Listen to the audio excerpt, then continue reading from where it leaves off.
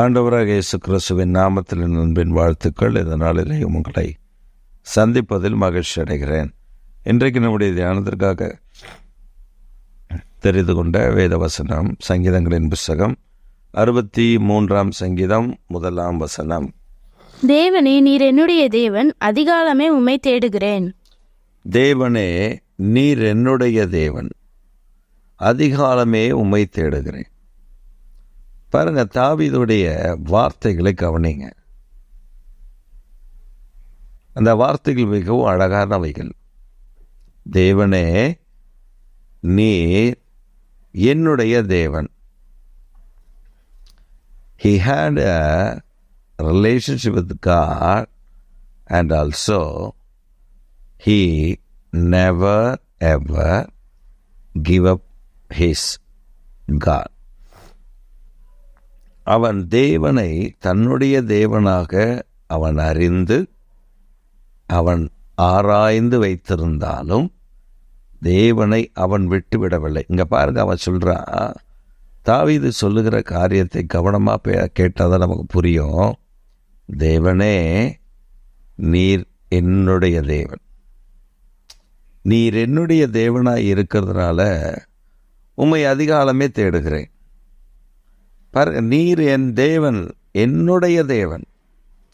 என் தேவன் என்பதற்கும் என்னுடைய தேவன் என்பதற்கும் வித்தியாசம் இருக்கிறது. அவன் சொல்லுகிறான், உரிமையோடு சொல்லுகிறான், என்னுடைய தேவன். மற்றவர்களுக்கு முன்பாக நாம் சொல்லும் பொழுது ஏசப்பா என்னுடையவர் அப்படின்னு சொல்கிறோம்ல, ஏசப்பா என் கூட பேசினார் சொல்கிறோம்ல. அப்போ என்னுடைய தேவன், என்னுடையது.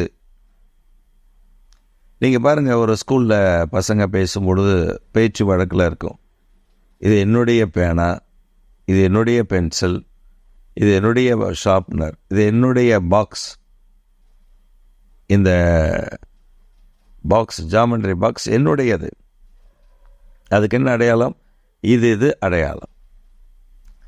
அப்போ இந்த வார்த்தையை மையமாக வச்சு தான் தாவீது சொல்கிறாரு, உம்மை அதிகாலமே தேடுகிறேன், ஏன்னா நீர் என்னுடைய தேவன். என்னுடைய தேவனுடைய குணநல பண்புகள் ஒன்று இருக்குது. அந்த குணநல பண்புகள் எனக்கு தெரிஞ்சதுனால நீங்கள் தான் என் தேவன், நீங்கள் தான் என்னுடைய தேவன். ஒரு உரிமையோடு சொல்லுகிறேன். இந்த காலவேளையில் நம்ம ஆண்டவரை பார்த்து சொல்லுவோம், ஒரு உரிமையோடு கேட்போம். இது என்னுடைய உரிமை, இது என்னுடைய தேவன். இது என்னுடைய தேவனாய் இருக்கிறதுனால அதிகாலமே உம்மை தேடு. ஒரு சமயம் சில பிசாசு பிடித்த மனிதர்களை கொண்டு வந்தார்கள்.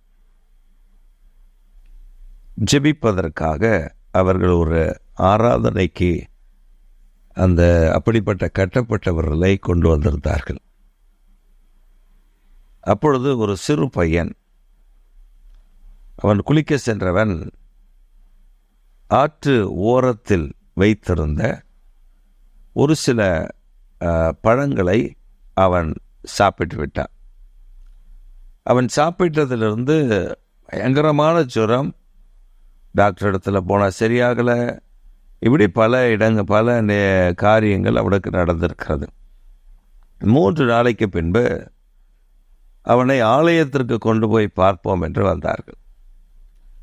அப்போ நாங்கள் ஆராதனை நடத்தி கொண்டிருக்கிறோம், அவனுக்காக நாங்கள் ஜெபிக்கவில்லை, அவனுக்காக நாங்கள் பிரத்யேகமாய் போய் ஜெபம் பண்ணவில்லை. நாங்கள் மற்றவர்களுக்கு ஆராதனையில் நாங்கள் ஜெபிக்கும் பொழுதே தாவி அலக்கடிக்க ஆரம்பிச்சு. அதாவி தன் சத்தத்தை உயர்த்தி சொன்னது, என் பழங்களை இவன் ஒன்று சாப்பிட்டு விட்டான், அதை கொடுங்கள், நான் போய் விடுகிறேன்.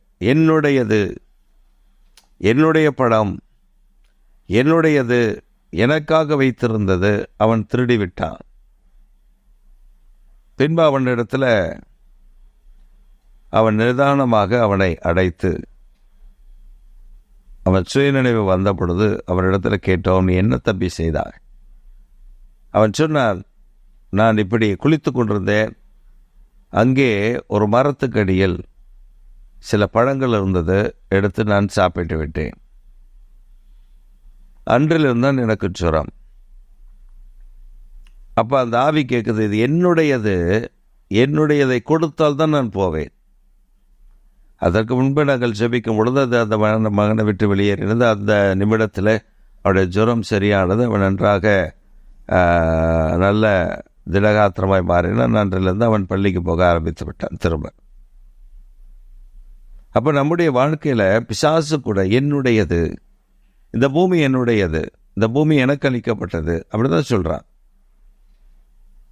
ஆனால் நாம் சில நேரத்தில் என்னுடைய தேவன், என்னுடைய இரட்சகர், என்னுடைய மீட்பர் சொல்லுவதை நாம் மறந்து விடுகிறோம். இந்த காலவெளியில் நீங்கள் அவரை பார்த்து சொல்லுங்கள், நீர் என்னுடைய தேவன், இயேசு கிறிஸ்து என்னுடைய தேவன், பரிசுத்த ஆவியானவர் என்னுடையவர், பிதாவாகிய தேவன் என்னுடையவர், அவர்கள் என்னுடையவர்கள், நான் அதனால் அதிகாலமே தேடுவேன். சொல்லி பாருங்கள். கர்த்தர் உங்கள் அருகில் உங்கள் கூட நீங்கள் கேட்பதை விட நினைப்பதை விட அதிக நன்மைகளை உங்களுக்கு செய்து உங்களை ஆசீர்வதிக்க ஆரம்பித்து விடுவார். தொடர்ந்து அவரை தேடுங்கள்.